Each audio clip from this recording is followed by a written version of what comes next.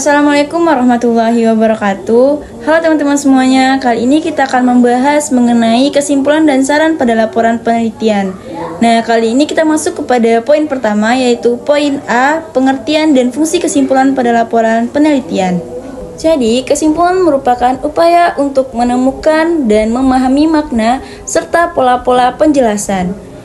Nah, kesimpulan yang ditarik dalam analisis data adalah isi yang terdapat dalam penelitian yang tampak dan tersurat, bukan makna yang hanya dirasakan oleh peneliti saja.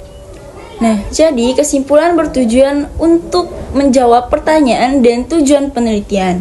Kesimpulan juga memiliki peran penting dalam meningkatkan validasi eksternal dari penelitian. Nah, dengan kata lain, kesimpulan harus mencakup penjelasan tentang generalisasi temuan penelitian dan bagaimana hasil tersebut dapat diaplikasikan dalam berbagai konteks. Baik, langsung saja kita masuk ke fungsi kesimpulan dalam laporan penelitian.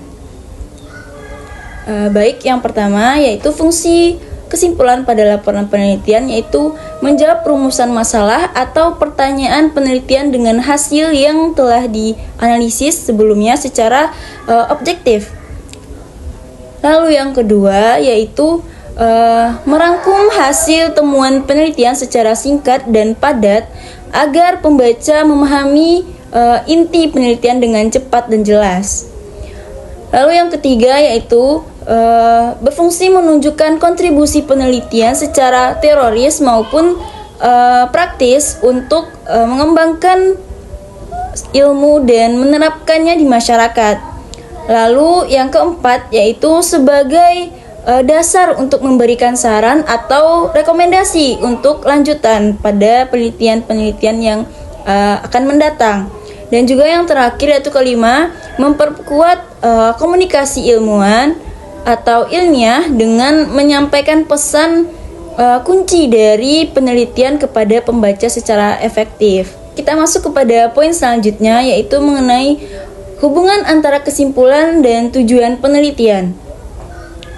Tujuan biasanya dirumuskan secara eksplisit atau jelas pada bab pendahuluan dan menggambarkan apa yang hendak dicapai oleh seorang peneliti. Nah, tujuan inilah yang kemudian menjadi landasan bagi penyusunan kerangka teori, pemilihan metode penelitian, serta teknik pengumpulan atau analisis data. Nah, dengan kata lain, tujuan penelitian menjadi kompas atau arah yang mengarahkan penelitian dalam menemukan jawaban permasalahan yang dikajinya. Nah, berikut hubungan antara kesimpulan dan tujuan penelitian. Nah, pertama yaitu kesimpulan harus relevan dengan tujuan penelitian.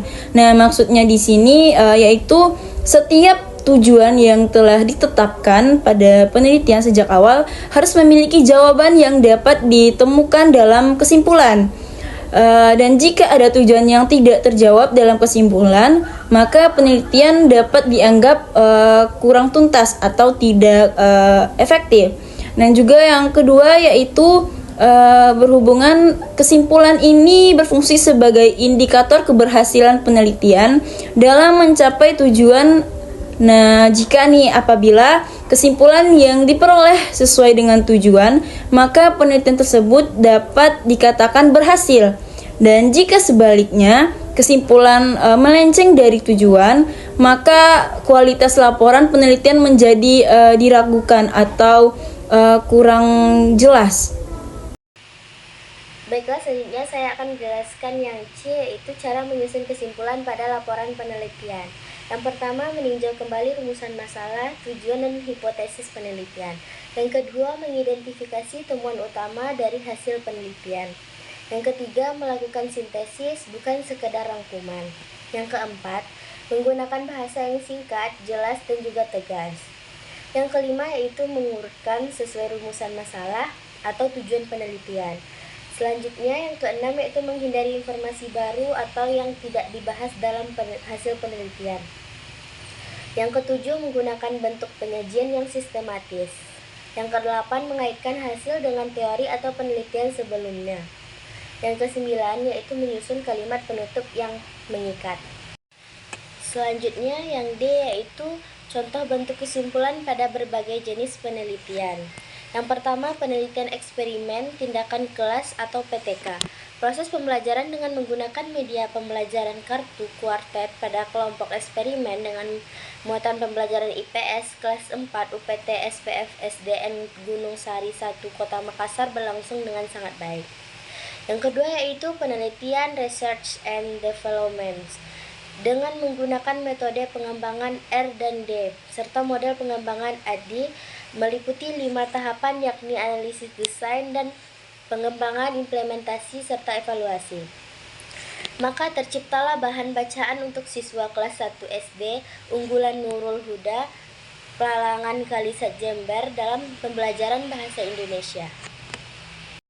Yang ketiga yaitu penelitian korelasional. Berdasarkan hasil penelitian yang penulis dilaksanakan dengan pembahasan bahwa hasil belajar pendidikan agama Islam berkorelasi dengan metode demonstrasi yang digunakan guru dengan cara meningkatkan penggunaan metode pembelajaran yang dilakukan oleh guru. Hal ini berdasarkan temuan. Yang keempat yaitu penelitian mix sekuensial. Berdasarkan hasil penelitian dan pembahasan yang telah dilakukan, maka dapat disimpulkan bahwa pengetahuan guru kelas sekolah dasar di Kecamatan Batin, 8 Kabupaten Sarolangun mengenai permainan tradisional daerah Kabupaten Sarolangun masuk dalam kategori sedang, yang berarti cukup baik. Meskipun dalam mengimplementasikannya masih kurang baik dalam proses pembelajaran maupun dalam kurikulum pembelajaran. Yang kelima yaitu penelitian mix concurrent. Terdapat hubungan antara kunjungan rutin dengan minat baca peserta didik di SD Dharma Karya UT. Hasil dari uji menunjukkan bahwa koefisien korelasi 0,400, artinya nilai koefisien lebih besar dari R tabel 0,161. Yang keenam, penelitian kepustakaan library research. Meta-analisis, model kooperatif student assessment division terhadap hasil belajar peserta didik sekolah dasar berpengaruh positif dan memiliki efek besar terhadap hasil belajar peserta didik sekolah dasar. Yang ketujuh yaitu penelitian deskriptif kuantitatif. Berdasarkan hasil survei data yang telah peneliti lakukan dan diolah menggunakan program SPS S26, maka dapat disimpulkan bahwa minat siswa terhadap pelajaran matematika kelas tinggi di SD Desa Kepenuhan Barat Kabupaten Rokan Hulu termasuk dalam kategori siswa sangat berminat dengan jumlah responden sebanyak 174 orang siswa. Yang kedelapan yaitu penelitian tindakan kelas atau PTK. Berdasarkan hasil penelitian tindakan kelas PTK dan pembahasan yang telah dikemukakan di setiap siklus pembelajaran menggunakan model pembelajaran Investigation Group atau GI pada siswa kelas 5 SD Negeri 2 Tempuran. Dan yang kesembilan yaitu penelitian deskriptif kualitatif. Peran guru dalam meningkatkan minat belajar siswa yaitu guru sebagai pendidik, guru sebagai pembimbing, guru sebagai motivator, guru sebagai mediator, guru sebagai fasilitator, dan juga guru sebagai evaluator. Di sini saya akan menjelaskan pengertian E. Pengertian dan fungsi implementasi pada laporan penelitian. Secara etimologis dan implikasi berasal dari bahasa Inggris, implication yang berarti keterlibatan atau dampak lanjutan. Dalam konteks penelitian, implikasi merujuk pada konsekuensi, makna, atau dampak dari hasil penelitian terhadap ilmu pengetahuan praktik di lapangan maupun kebijakan. Adapun implikasi dalam fungsi yang sangat penting dalam sebuah laporan penelitian antara lain, yang pertama itu adalah menunjukkan kontribusi penelitian. Yang kedua adalah menghubungkan penelitian dengan teori. Yang ketiga adalah memberikan arahan bagi praktik lapangan. Yang keempat adalah dasar penyusun kebijakan. Yang kelima adalah membuka ruang untuk penelitian lanjutan. Adapun yang F, hubungan antara kesimpulan dengan implementasi. Dalam penulisan laporan, penelitian bagian kesimpulan dan implikasi merupakan dua komponen penting yang saling berkaitan, namun memiliki fungsi yang berbeda. Kesimpulan adalah hasil akhir yang diperoleh dari proses penelitian dan berfungsi menjawab rumusan masalah atau tujuan penelitian. Sedangkan kesimpulan dirumuskan berdasarkan analisis data dan pembahasan yang telah dilakukan sehingga sifatnya objektif, ringkas, padat, dan langsung mengarah pada inti temuan penelitian. Saya akan melanjutkan materi dari teman saya, yaitu pengertian dan fungsi saran pada laporan penelitian. Saran adalah rekomendasi yang diberikan peneliti kepada berbagai pihak berdasarkan hasil penelitian yang telah diperoleh. Bagian ini bukan hanya sekadar pendapat subjek penelitian, melainkan juga masukan yang relevan, logis, serta berlandaskan pada temuan penelitian. Adapun fungsi utama dari saran pada laporan penelitian, yaitu yang pertama, fungsi rekomendasi, yaitu fungsi yang memberikan masukan yang dapat digunakan untuk memperbaiki dan mengembangkan praktik maupun kebijakan dalam bidang yang diteliti. Yang kedua, fungsi aplikasi, yaitu menjabati aturan antara hasil penelitian dengan penerapan nyata di lapangan, sehingga penelitian itu benar-benar bermanfaat. Yang ketiga, pengembangan ilmu, yakni memberikan arahan bagi peneliti selanjutnya agar temuan peneliti ini dapat dikaji secara mendalam lagi dan komprehensif. Dengan demikian, berperan sebagai memperluas tapi juga dalam praktik nyata.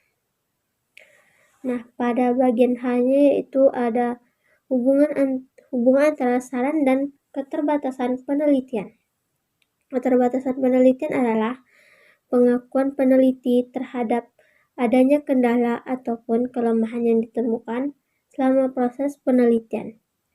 Yaitu keterbatasan ini bisa berupa keterbatasan waktu, jumlah sampel, instrumen penelitian, ataupun cakupan wilayah, hingga kemampuan peneliti dalam menggali data.